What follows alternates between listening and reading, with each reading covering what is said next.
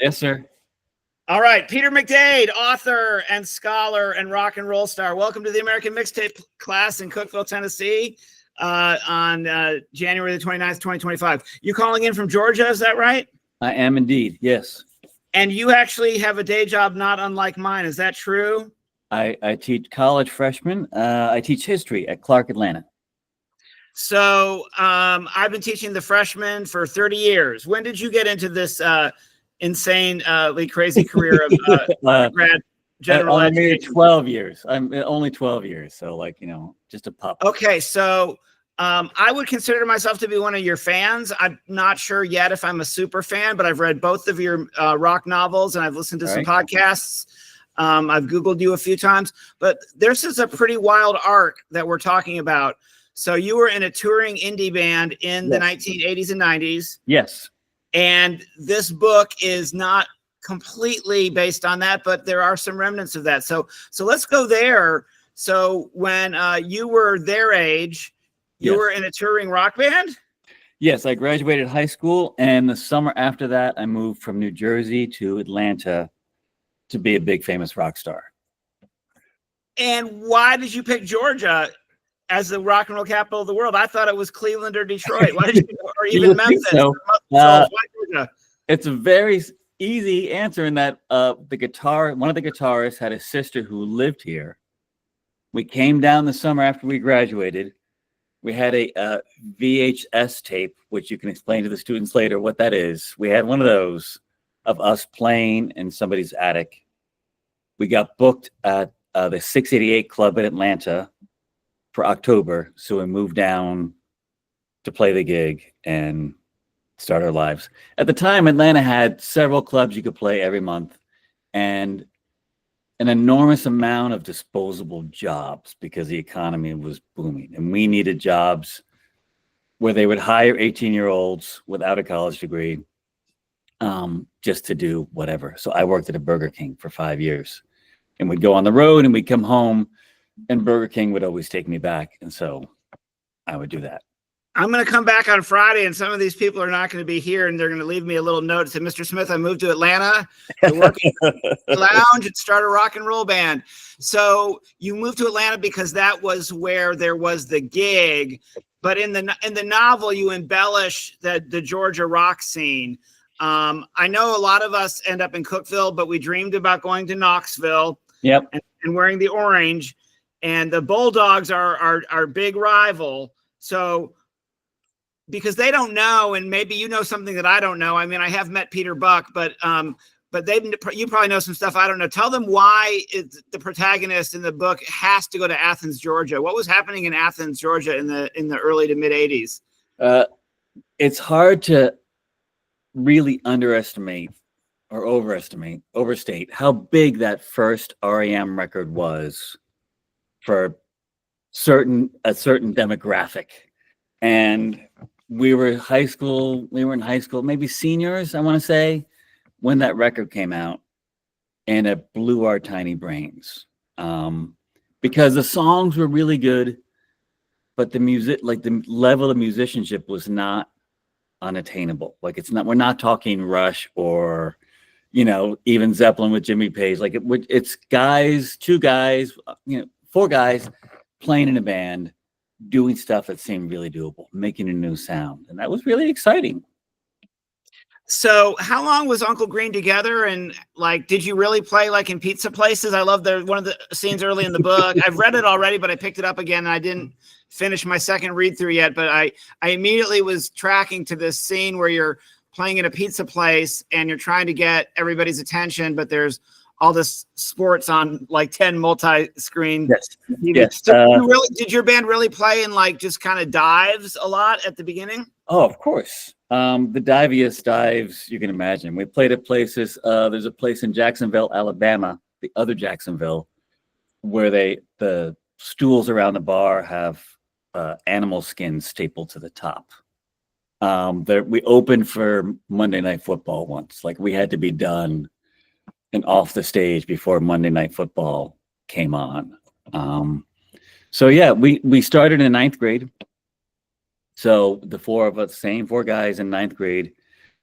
And we eventually put out 7 records. We made it to Atlantic. We made it to Sony. Eventually, we are a capitalist economy, and you need to sell a certain number of records for that model to work. Things are very different now in terms of record sales. The model has shifted.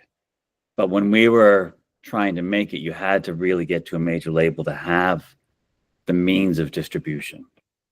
Pre-internet, you do it yourself. Wilco has their own label now because they can distribute and they can get people to distribute the records for them, and everybody just downloads it anyway. That model did not exist. So we could sell 30,000 records for Sony, but from Sony's point of view, it's like nothing. It's just not worth continuing to do. How many Uncle Greens were there? How many 90s almost were there? The list is endless. We played Tennessee a lot. I don't know that we played Cookeville. We played Johnson City a lot. I don't know where you are in terms of Johnson City. Of course, Knoxville. That whole area we played. Nashville. Anyway, there were a lot. I'm still friends with a lot of them. Some of them, dusted themselves off and kept on going. There's a band in Atlanta called Driving and Crying. They started at the same time as we did and sort of made it just long enough that it fuels their career. But there's a lot of my friends whose stories I steal and stick into the book in some form or another. Are out there, and they really, I describe it as you need 100 keys to make it into the big room with all the money and the success.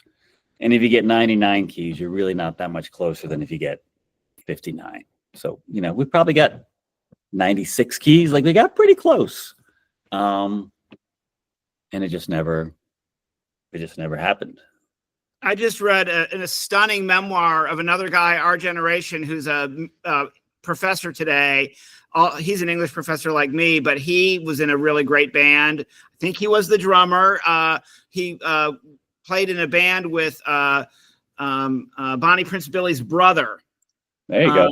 And he wrote an amazing memoir about that. And the band, the singer sounds just like Bonnie Prince Billy, and they were on Drag City or whatever. They had all the same hookups, and they never got past like a half empty club, and they finally just had to give it up. They couldn't sustain it. Now, don't take this the wrong way, Peter. And I don't remember, I just re-listened to your conversation with Rock is Lit, with Christy. What a great person she is. But is there an element to your book that you think is kind of parody or comedy or mockumentary? I got a little bit of Spinal Tap vibes occasionally reading it. Like the band name. Let's start with the band name. Yes, Monkey Hole. That's a ridiculous band name. I hope you don't mind my saying that. So the name of the band, for y'all who haven't started it yet, tell us what. I can't even I'm almost embarrassed to say. Tell us the name of your band in the novel. The name of the band in the novel is Monkey Hole. It's monkey plus keyhole smushed together. I just love it. Okay, so would you say, for accuracy, that they're an archetype and a template? So they're not just Uncle Green. There are a lot of the bands of that generation. Oh, yeah. I was very determined for it not to be a memoir, because that's just not my thing in terms of writing. Like, I've got people who said it just should be a memoir, but that's just not what I do, and I don't interest me all that much. Like, I'm much more interested in the people I make up. So I made it a 3-piece instead of a 4-piece, so that I wouldn't fall in the habit of associating one character specifically with another. But in terms of parody, the entire music world is itself sort of parody, right? I mean, to really step on stage every night and expect that everyone is just going to want to pay attention to you, you have to act like they want to pay attention to you even before they can. Does that make sense? And so Spinal Tap to me is parody / documentary. I mean, it's very close to the real thing. The other example would be like Walk Hard. Yes. Well, so as I'm reading your novel, I'm thinking he's taking all of these rock and roll cliches, but he's putting them in these really disreputable. Like when you see them in the Spinal Tap. So I would think, what would we think what the Eagles, being on tour with the Eagles was like in 70, or Aerosmith, or even the Black Crowes. Black Crowes would be a great example. They're your generation, but they're trying to be the Aerosmith or the Eagles of the early 90s. And then they're living out these just grandiose cliches. But in here, man, it's a little sad, isn't it? I mean, did you get, like, how did you decide what to leave in and what to leave out? There's a couple of places in the book where my heart breaks for your characters. And I'm like, and I probably was in situations just as obnoxious, like the promoter who wants to go to the strip club and this kind of thing. I mean, it's just, there's some really just like not nice people who lurk around the backstage of these clubs. I mean, is it melancholic for me at some point? Of course, but that's the human experience, right? I mean, even teachers, we live the high life, kids. Don't get me wrong, teachers, we got it made, but there's still melancholic angles to our job. The strip club thing that really happened, it's what they wanted to do, because these people at the radio stations wanted to go places on somebody else's dime that they wouldn't normally spend the money to go, and you've got to go and pretend that you like it. The Black Crowes example is a great one. We've toured with them. They opened for us back in the day because they used to be Mr. Crow's Garden, and they were very jangly and monkeys-esque. Wait, are you saying the Black Crowes opened for you? Yes, but they were Mr. Crow's Garden at the time. Yeah, that's pretty great, though. Put that on that's on your CV. I hope that's on your work CV. Black Crowes open for me. Where was that show? What kind of show? Several shows, because we started at the same time in Atlanta. So it was always the Robinson Brothers, and then a rotating cast of other musicians. And we still I'm still in touch with Steve Gorman, who was the drummer before he was fired. He wrote a great book too. I had to put it down. So that would be a great extra credit. They're not going to, they're like, I can't believe I got to read 3 long form novels. And he told us not to cheat. And thankfully there's not like a bunch of term papers for sale on your book yet. After these guys do, they'll be able to put their that's right, kids. You're going to make money on the market on all those websites that sell term papers. But the Black Crowes drummer book, I had to put it down. So this got some of that in it. And I guess this is my way of giving them a trigger warning. What do you tell? There's a moment on your conversation with Christy. Christy's the podcast host that turned me on to Peter, and I'm using Kelly McNeil's Miluna this semester as well. I got turned on to both these books because of her podcast. And there's a time where she says in your first interview with her, that you had students come into class one day and start playing your band to you on your smartphone. Yes. So they kind of pranked you, right? They did, because we were Uncle Green was doing a reunion show. We've done a couple over the years, and this was the 25th anniversary of the release of the biggest indie record we had here in town. And so they read about me in the paper, and so there's this thing called papers, and some of them actually read it. And I walked in, and they were playing some Uncle Green song on their smartphone. So help me out. I can lean on you. You can do the heavy lifting for me that I don't like to do. What are some of the kind of trigger warnings for this book? Like, what are some of the things to beware? Reader beware. Cookeville. I don't know. Cookeville is like Georgia, but we're they're not sure if we're the buckle of the Bible Belt, or if we're one of the first places that the buckle goes through of the Bible Belt. So just and I actually don't teach a lot of books I want to teach simply for those reasons. So yours passed my smell test, but there's some weird stuff in here. So like, did the students then go, oh, what was it like? Professor McDade, and I've got your book now. Did they come and get your book autographed?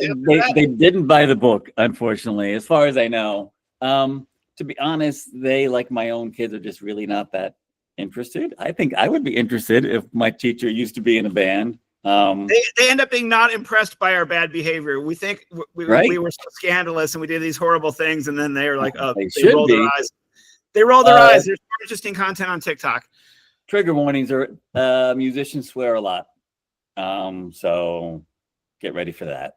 And I had to cut it down. So, if I really had all the F-bombs that everybody really says all the time on the road, the book would be even longer. I don't think there's a whole lot of weird stuff in the book for me. I like that it takes us over the decades, so it doesn't stay in one place. And yes. And it starts out from the protagonist's father's point of view, which I thought was interesting. And what was why did you decide to have more than one character kind of, and it's third person, multiple POV, is that correct? Yes, it's third. I like third person close. There's a couple Can you explain that? Because I don't, when I teach literature, I don't get into like the weeds as far as like the geekery of our craft. No, I respect that professor that can get there. Like, I've never counted a meter ever. Like, I teach poetry. I love poetry. It's my first love, but I've never counted syllables ever in class. Right. So can you just explain this close POV, third person, and the multiple POV, just to help them, so when they get into it and they get confused, which they will, what the heck's going, why is it jumping around so much, and who's actually, who am I supposed to be paying attention to? Just explain the technique you use, because I think it's brilliant personally. So well, thank you. A big picture first, and then we'll zoom in. Big picture, I wanted it to be a story about the band, but also not about the band, if that makes sense. Like, the band is sort of the catalyst for, and to think of all the ways the existence of this band changed the lives of other people, through like kind of a domino effect. So you get a point of view of one of the girlfriends of one of the guys in the band. You get the father of one of the guys in the band. You get a roadie and his story. And it's just different ways to, the music is at the center of it all, but how does, when we listen to a record or a song, all the people that are connected to that song that we never even meet, but the music is connecting them all. And most of the chapters are third person close. So first person is the use of I in a book, like I am talking to a class in Tennessee that I can't even see, and it looks like it's raining. Third person omniscient. That's that's more common in your 1800s and 1900s, right? Like, that's you can go into the thoughts of anybody at any time. So for in this scene, you go from my thoughts to your professor's thoughts to the thoughts of the third kid in the third row who's not even quite awake and he's thinking about lunch. Like, all those thoughts, the narrator's the writer, shifts from everyone. I like third person close, where it's not the I, it's he or she, but it's just one person's thoughts. So you're seeing it through their eyes, but not as directly as first person. Does that make sense? It does, and I hope that helps them gather it up when they start to read your text. And I did a Zoom with Kelly on Monday and you today, and then after, they're reading "Love Is a Mixtape" by Rob Sheffield. I don't know if you know that book. Oh yeah, he's a Rolling Stone writer. He just wrote a book about Taylor Swift that I hope to get to at some point, and that's a memoir, of course, and heartbreaking. And then they're going to pick yours to read first versus hers to read first. So I'm already curious which one. They have to read both of them over the whole semester. Yeah. And they have no other long form books to read. You're the only two that we're doing as far as long form reading. We're also watching a ton of films and listening to a ton of music. But I'm going to be curious how many of them, gravitate to the dude who leaves high school to work in this crap job and start his band so you were like 18, 19, your band was actually started in high school, but your career, like your professional career, is immediately after high school. Yes, I was 18. We were playing clubs that we couldn't drink in, but we were playing them. It was great. I love that. I used to sneak in. We had the old driver's license in Michigan was made on something that was kind of like a matte finish, and with a really sharp number 2 pencil, you could actually alter. That's how I used to get into the club. I just altered my life. So I want to pivot, because they're all very, very interested in this idea. And I said this with our author that we had on Monday. being a professional like fiction author, like that has books in bookstores and on Amazon and this kind of thing, I think seems like a particularly, you know, weird and wild thing. And I think we think of like, you know, Stephen King or Nicholas Sparks or J.K. Rowling. We don't think of like, you know, like just, you know, like you were mentioning your students, you know, like that our professor might have written a novel, or that, you know, our dad might have written a novel, you know, on the side. So tell us a little bit about how you've really made your name, and then and how you've gotten your books out there, because I feel like with the follow-up to this, the Honeybird book, you've really kind of found a pretty strong voice and a pretty strong niche in the rock novel, which, by the way, seems to be trending right now. If you go to the bookstore, there's hardcover, I know, like big publisher hardcover books in this genre. Like I think I've read like 7 or 8 this year that have all come out in the last couple of years. So like, tell us a little bit about the arc of this book and the arc of your career as a novelist, outside of your other careers as a musician and as a professor. The musician and novelist definitely overlap. So we used to drive around in the van. And the thing about being in a touring band is that 23 hours of the day are like incredibly dull, because you've got to drive from Chicago to Madison, and there's really only so much you can do. This is pre-cell phone, my kids. So, you know, I was reading or writing. I've got a whole box. I've got 7 or 8 books that I never published that I wrote over those years. Just that was kind of me figuring out how to do it, because I didn't go to school for an MFA or anything. So I always wanted to write. I've written my whole life, as far as I can remember, like as far as back as I can remember. And those books I would send to friends and stuff, but I knew they weren't really ready, right? I mean, the same way we would record songs, and it goes from like the demo form, like you've got a basic rough idea of a song, to the final thing that you actually hear. Like that's an incredibly long process of trial and error. And so my writing career, like the publishing of books, began after the band went into retirement. After I went to college, I started when I was 30. Thank you very much. Finished in 3 years, got my master's degree. Finished in 3 years with a 4.0, kids, so it can happen. But also I was a much better student at 30 than I would have been at 18.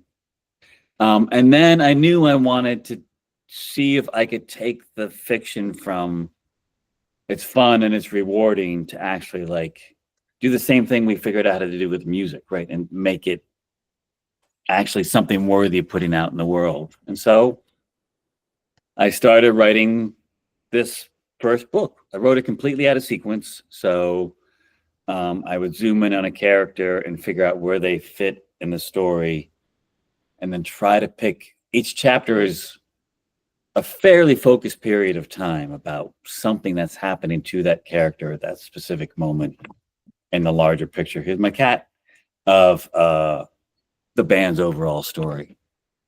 And then I tried to get it published, and no agents wanted to talk to me. You know, you cold call, you cold email agents, and you hear nothing. But I found an indie publisher. The soundtrack with the novel thing, I think, confused people, and they weren't quite sure how to market that or to deal with that. But I found an indie publisher that liked that angle. And he read the book and he said, sure, let's put it out. So in terms of how you begin your writing career, you've got to find someone who does that initial shrug of the shoulders, like, yeah, let's try it. And yeah, I forgot to mention this to them. I haven't told them yet, and they probably don't know. So how did you create an actual monkey hole? And if I go to Bandcamp, I don't even think it's entirely evident that this is a fictional band, but Monkey Hole has an album on Bandcamp that goes with this novel. And your second novel, which is a totally different time period, a totally different subgenre within rock and roll, also has an album. So yep. I think that's incredible. So explain how in the world you so does the third, by the way, which comes out in April.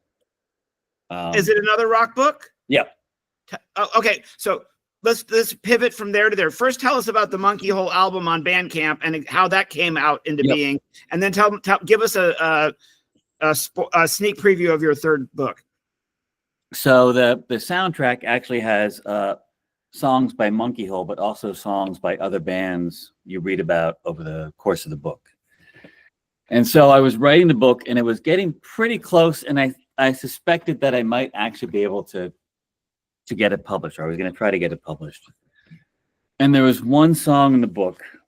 So kids, when you read the book, there's a song called Gardenia, and there were just these couple of lines in the chorus that kept recurring. Like I knew they were important, and I didn't know how or why exactly yet. I was figuring that out.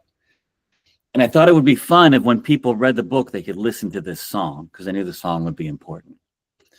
So I don't write music myself, but I have lots of friends from the years who do.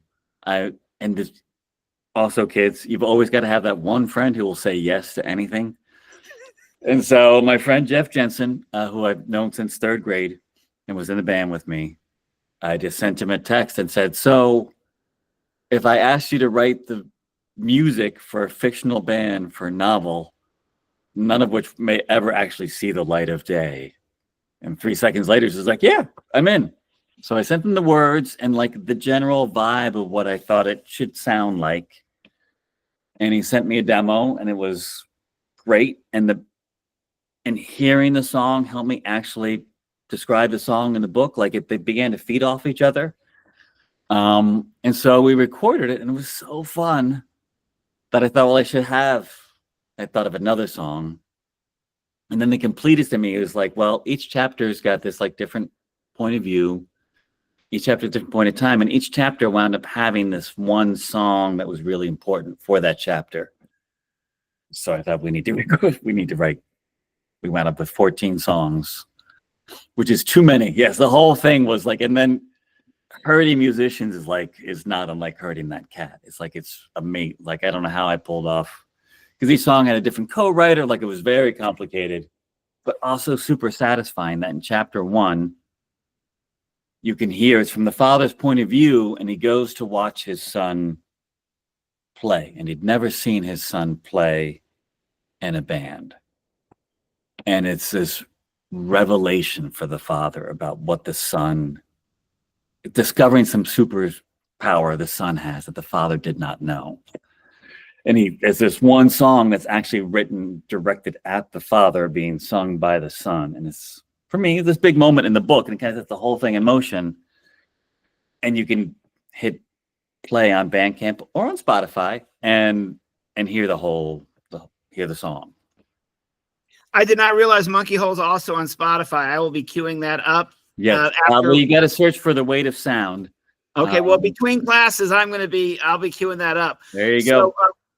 So the other book that Songs by Honeybird is about a historian who goes back and learns about a interracial rock band. I'm getting shades of the Allman Brothers and Muscle Shoals and Capricorn Studios and Macon, Georgia, and things like this. But it's really authentic. But it takes place in our times and also involves a romance and multiple points of view again. So it's a great book. I highly recommend it. I think I decided to do this class on the 1990s. My whole semester's on the 1990s, and this book fits it perfectly. But I wouldn't be surprised if I end up putting your other novel in the curriculum at some point, as I loved it that much. Okay, so what's the third book going to be? The third book is called King Cal. Comes out April 15th. And it's 24 hours in the life of a 22-year-old who works at Burger King during the day and is a bedroom pop guy by night. So bedroom pop is like it's just him and a friend of his with a computer and a laptop and making all the songs that way. And over the course of this day, what happens to him and how he struggles to figure out what he's going to do with his life. So to me, the challenge, I really wanted a book super focused on one point of view this time. It's not first person. It didn't work in first person. I tried it. It's third person close, but it's just from Calvin's point of view. and it starts at 6 a.m. with his first order at Burger Buddies, and it ends at 6 a.m. the next day with his first order at Burger Buddies. He works the drive-thru. So the first book is my Stealing from My Life as a Band Member book. My second book is my Stealing Life as a Graduate Student History book. And this is my Life as a Fast Food Employee book. So the world building of having a soundtrack for a novel like this does remind me of something that I should mention, because I'm not a video game person, but I know how popular video games are among a certain segment of our society. I've mentioned I probably have some gamers in here. I was very recent times that I found out that video games have soundtracks and bands, and they're putting out musical content just to go with the video game. And I think this whole kind of subgenre of a subgenre, and people get into, because of TikTok and Instagram and YouTube and stuff, people do end up finding artists today more easily, in a way, the Uncle Greens of our day writ large, if you know what I'm saying, Peter. Like, just in general, the obscure is becoming more transparent for people who spend a lot of time on their smartphones scrolling for content. Not to say that that's always good for us. I'm going to ask them. We had talked about, of course, doing a pre-recorded from my home studio, and you said, no, let's go to class. So I'm going to get them involved again. They're still here. They're not asleep. And see if we can pull at least a couple of questions from them, and then we're going to wrap up in just a couple of minutes so I can catch my breath. Get to my meeting. I've got to go to a department meeting before I see you again in an hour. I told you the life of a professor is exciting. Department. I know, an hour and 25 minutes. We'll be back at this again. So let's get a couple of questions, 2 or 3 questions from the class. Y'all did great on Monday, so let's hear from you today. Okay, all right, back here. Most people or most money? What was your biggest gig ever as a performing band? Most money, biggest crowd, biggest fame. So there used to be this thing called alternative radio in Atlanta. There was 99X was a big radio station, and there's a big music festival in Atlanta called Music Midtown. And so we played at the festival on the 99X stage at like 6 p.m. on a Saturday. This was for the Sony records, so our single was being played a lot on the station. And I've never counted, but I like to say more than 5,000 people were in that field watching us, which was great, except they were also drinking and had been all day. And occasionally a water bottle would be thrown, and once it hit the bass drum, and so the bass drum slightly out, because, you can't hear on those stages at all anyway. Especially the drummer. I'm behind this wall of sound. Like, at that point, I'm just watching all the other band members just make sure I'm still in time. We also got to play the Fox Theater once, which is a personal blast. What was the context of the Fox Theater show? We opened for a band called the Hoodoo Gurus. Oh, I love it. Love it. They're still active. They're still active, yeah. Now, they don't care, but I'll date myself. My brother just texted me. He got me tickets to go see Simple Minds on the 40th anniversary. Yeah, baby. Once upon a time. All right. Okay, a couple more, 1 or 2 more questions, gang. Somebody's curious. Mr. Peter has got our, yes, thank you, Kidron. So you mentioned that like you were traveling and you were reading a lot. So back then you didn't have smartphones. So did you have like one of those like huge maps? You just like watching it, like where you were going? Did you guys have a road map and road atlas in the van? We did. We had a Rand McNally atlas, which was like the key to existence. Rand McNally atlas and Ford vans. Like, these are the things that get you. And before we had road managers, there was a brief period where we had roadies and road managers, which as a drummer means I didn't have to set up my own drums, which was amazing. I was logistics for the band, so I would have to call and get directions to the club off the highway. Big old Rand McNally map. So I think, to me, playing the Fox Theater is big, playing Music Midtown is big, but having a period in your career where somebody else carried the drum kit, that's huge.